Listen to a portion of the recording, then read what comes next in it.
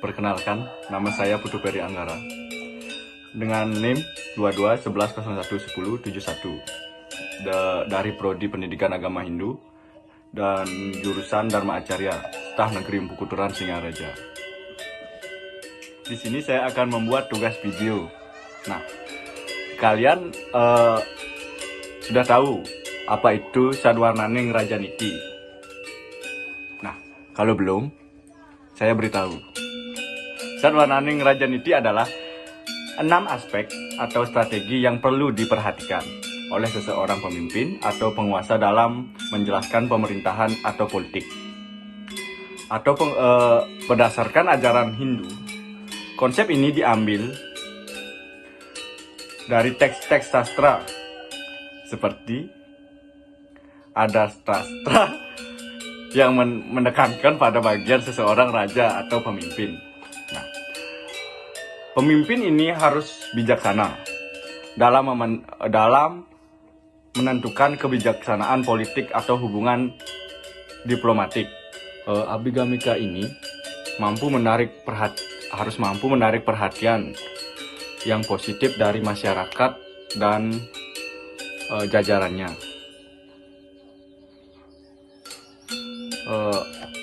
Abhigamika ini juga diartikan sebagai salah satu cabang penting dalam Niti Sastra, yaitu ilmu tentang kepemimpinan dan pemerintahan.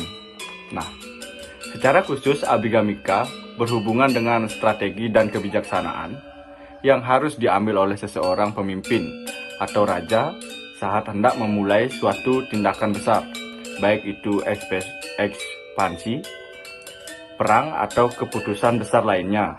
Nah, dalam konteks ini, Abhigamika Niti Sastra menawarkan panduan bijaksana dalam merencanakan langkah-langkah awal suatu tindakan dengan memperhatikan segala aspek yang dapat mendukung keberhasilan serta menghindari resiko kegagalan.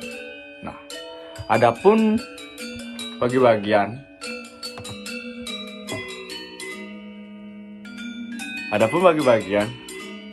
dalam Abhigamika. Yang pertama ada Wicarana. Nah, Wicarana ini adalah seorang pemimpin atau raja melalui suatu tindakan yang penting untuk melakukan analisis yang mendalam tentang situasi yang sedang dihadapi. Nah, ini melibatkan pengkajian faktor internal dan eksternal yang dapat mempengaruhi keberhasilan tindakan tersebut. Nah, faktor internal meliputi kekuatan sumber daya, kondisi rakyat, stabilitas politik, dan kesiapan militer. Nah, dan faktor eksternal ini mencakup ancaman dari musuh, aliansi, dan kondisi lingkungan. Analisis di situasi ini membantu pemimpin untuk melihat gambaran menyeluruh sebelum membuat keputusan. Nah, yang kedua ada pertimbangan moral atau Dharmika Viveka. Nah, setiap tindakan yang dilakukan oleh seorang pemimpin harus dilandasi oleh prinsip moral dan etika yang kuat. Nah, dalam Abhigamika, seorang raja atau pemimpin yang tidak boleh bertindak semata-mata demi kepentingan pribadi atau golongannya. Nah, melainkan harus memperhatikan kesejahteraan rakyatnya dulu secara keseluruhan. Nah, tindakan yang diambil harus sesuai dengan dharma. Nah, kebenaran dan kewajiban moral, sehingga mendapat dukungan dari para dewa dan masyarakat. Ini memastikan bahwa keputusan yang diambil bersifat adil dan bermanfaat. Dan yang ketiga ada Pramana Sapkaya. Nah, tindakan besar selalu melibatkan resiko. Dan Abhigamika menekankan pentingnya penghitungan risiko secara cermat. Nah, pemimpin harus dapat memperbaiki kemungkinan kegagalan dan kerugian dari setiap tindakan ini. Nah, mencakup pertimbangan tentang kekuatan lawan, potensi perlawanan, hingga keadaan ekonomi. Penghitungan risiko membuat pemimpin mengambil tindakan yang tepat dengan meminimalkan ancaman dan memaksimalkan peluang keberhasilan. Nah, yang keempat ada perencanaan strategi atau yukti niranya. Nah, setelah menganalisis situasi yang mempertimbangkan risiko, langkah selanjutnya adalah abigamika ini adalah merencanakan strategi yang baik, harus fleksibel dan tepat disesuaikan dengan perubahan kondisi di lapangan. Nah, ini mencakup taktik untuk menangani musuh atau mengelola sumber daya dan menjaga dukungan dari analisis.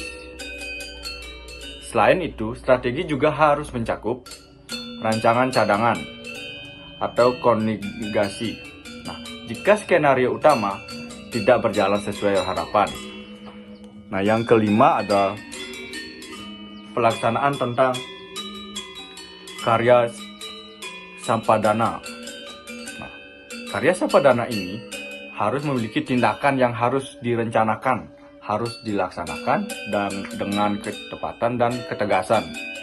Nah, abigamika menekankan pentingnya disiplin dan koordinasi yang baik dalam edukasi rencana. Seseorang pemimpin harus memastikan bahwa semua elemen yang terlibat dalam pelaksanaan tindakan memahami peran dan tanggung jawab. Nah, kegagalan dalam pelaksanaan seringkali terjadi karena kekurangan koordinasi, komunikasi yang buruk, atau penyimpanan dari rencana awal. Nah, yang keenam ada evaluasi hasil atau falawiweka. Nah, falawiweka ini harus berisi tindakan dilaksanakan abibamika. Nah, menekankan pentingnya melakukan evaluasi terhadap hasil yang dicapai. Ini membentuk pemimpin yang memahami apakah tujuan tercapai serta mengidentifikasi kesalahan atau kerugian yang terjadi selama proses pelaksanaan. Nah, evaluasi ini penting sebagai bahan pelajaran untuk keputusan di masa mendatang. Penjelasan tentang pentingnya abimika. Nah, abimika ini adalah bagian dari ajaran klasik Hindu yang memiliki relevansi tinggi dalam konteks kepemimpinan dalam pemerintahan modern. Nah, dalam dunia ini penuh dengan ketidakpastian, pemimpin harus dihadapi pada bagian pemilihan yang sulit dan memerlukan perhitungan cermat dan pertimbangan moral. Nah, ajaran ini menawarkan panduan untuk mengambil keputusan yang tidak hanya efektif dari segi praktis, tetapi juga etis. Selain itu, abimika mengajarkan bahwa kita sebagai pemimpin harus memiliki wawasan yang luas dan tidak terburu-buru dalam bertindak. Keputusan yang didasarkan pada analisis ini mendalam dan perhitungan risiko yang cermat lebih cenderung menghasilkan hasil yang positif. Ini di sisi lain. Nah, tindakan yang diambil tanpa perencanaan yang matang berpotensi menimbulkan kerugian besar, baik bagi pemimpin maupun bagi masyarakat itu sendiri. Nah, dalam konteks sejarah, banyak pemimpin besar dalam tradisi Hindu yang menerapkan prinsip-prinsip Abhamika. Nah, Niti Shastra dalam kebijaksanaan mereka seperti Raja Asoka yang memutuskan untuk meninggalkan jalan peperangan setelah mengevaluasi dampak edukatif dari pertempuran ke Kalingga. Nah, prinsip-prinsip ini tetap relevan bagi pemimpin di bagian truk, mulai dari politik, militer, sehingga bisnis, dalam merencanakan dan melaksanakan keputusan yang krusial. Nah, juga ada contoh kepemimpinan dari Mahabharata. Nah, kepemimpinan Abhigamika dalam Mahabharata mengacu pada tipe kepemimpinan yang terfokus pada strategi, kekuatan pengambilan keputusan, dan kemampuan memimpin pasukan atau kelompok dalam situasi yang penuh dengan resiko atau tantangan besar. Nah, pemimpin tipe ini bukan hanya berani dan cerdas, tetapi juga memiliki kualitas yang terteguh moral dan menghadapi situasi yang sulit, serta melibatkan keputusan-keputusan yang besar. Mahabharata adalah epos yang penuh dengan contoh-contoh kepemimpinan semacam ini. Nah, terutama di tengah-tengah perang besar Kurukshetra. Nah, saya akan berikan contoh dalam Mahabharata yang memperlihatkan kualitas kepemimpinan Abhigamika. Yang pertama ada Arjuna. Nah, Arjuna adalah contoh utama kepemimpinan Abhigamika yang sebagai salah satu Pandawa yang paling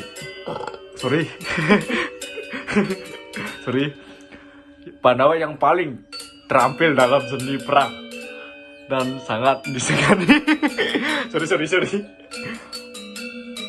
yang sangat disegani di medan pertempuran. Nah, Arjuna menunjukkan kualitas kepemimpinan secara konsisten. Nah, namun sebelum perang di Kurukshetra, Arjuna mengalami krisis moral ketika dia melihat harus bertarung dengan melawan saudara-saudaranya. Nah, guru-gurunya dan orang-orang yang dia cintai. Nah, dalam situasi ini, Sri Krishna yang bertindak sebagai penasihat dan pemandu spiritualnya memberikan contoh Bhagavad Gita, sebuah ajaran tentang Dharma. Nah, karena dan maka hidup setelah mendapatkan pencerahan dari Krishna, Arjuna mengatasi kebimbangan moralnya dan menerima takdir sebagai kesatria dan pemimpin, yang bertugas untuk menegakkan keadilan. Dia memimpin pasukan Pandawa dengan keberanian dan kejelasan, meskipun konflik batin tetap ada. Nah, sebentar dulu.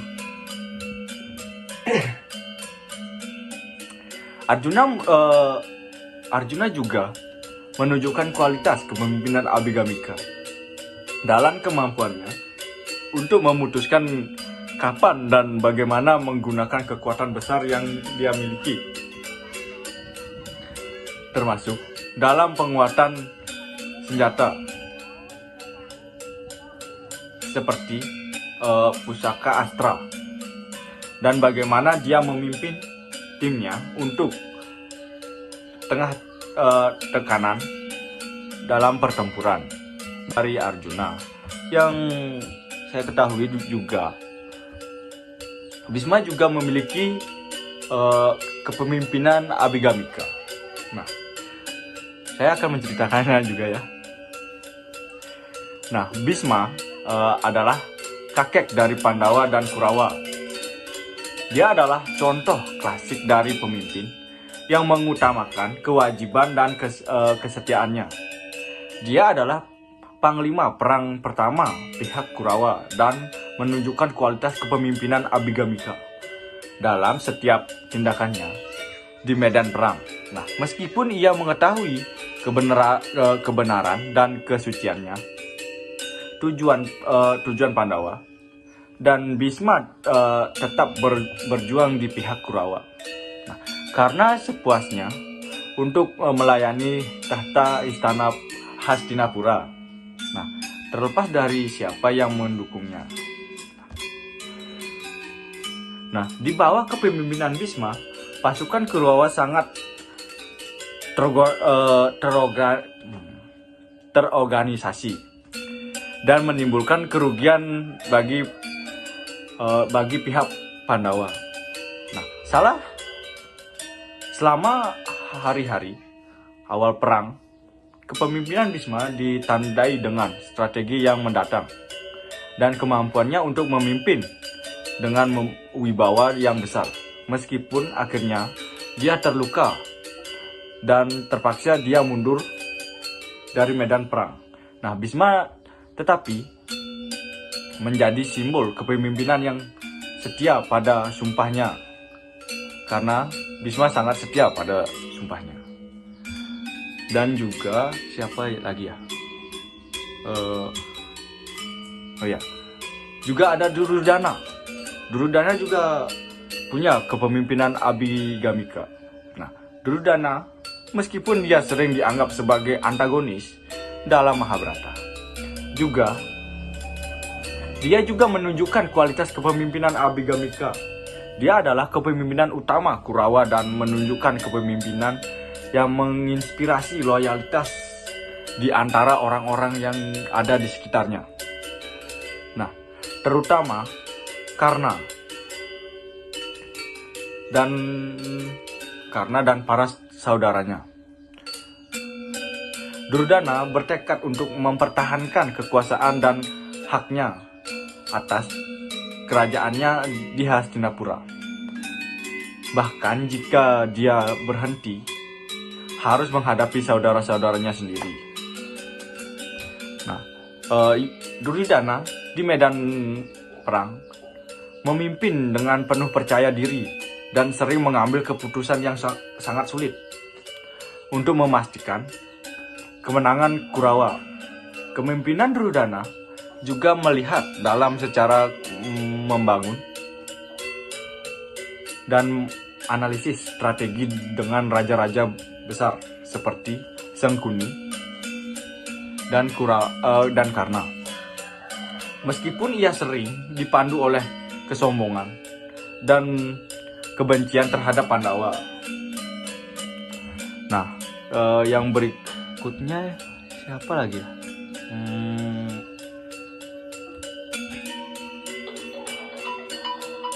Sebentar dulu.